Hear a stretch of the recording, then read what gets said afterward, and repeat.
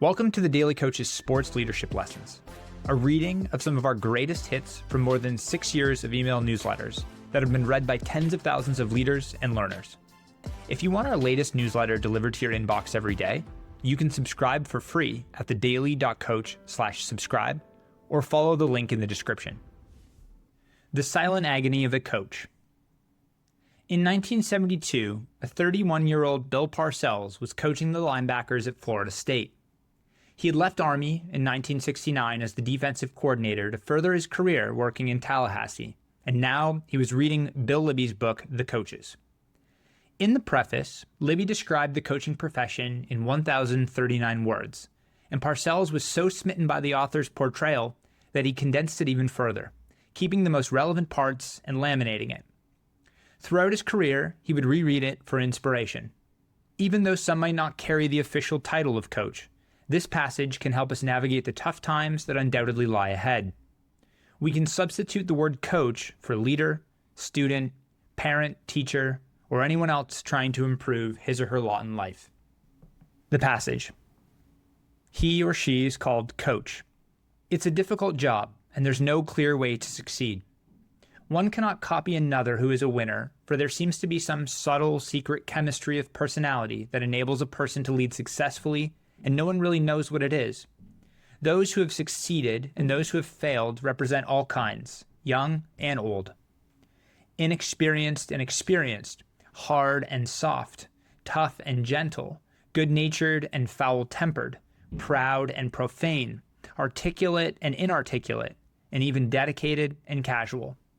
Some are smarter than others, but intelligence isn't enough. All we want is to win.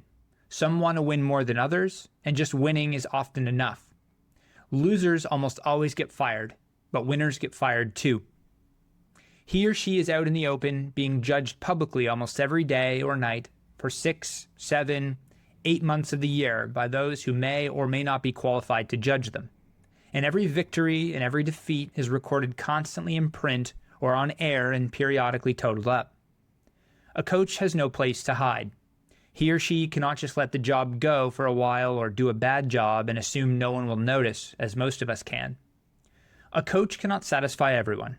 Seldom can the coach even satisfy very many, and rarely can a coach satisfy themselves. If a coach wins once, they must win the next time too.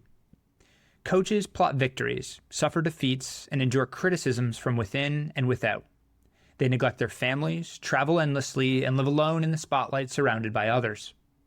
Theirs may be the worst profession, unreasonably demanding and insecure and full of unrelenting pressures.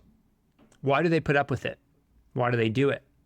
Having seen them hired and hailed as geniuses at parties and press conferences, and having seen them fired with phrases such as fool or incompetent, I have wondered about them. Having seen them exalted in victory and depressed by defeat, I have sympathized with them. Having seen them broken by the job and others die from it, one is moved to admire them and hope that someday the world will learn to understand them. Thanks for joining this episode of The Daily Coach. On behalf of Michael Lombardi, Coach George Raveling, and the entire Daily Coach team, we're grateful for your support. Remember, the most important person you will ever lead is yourself. Keep growing, keep learning, and most importantly, keep showing up.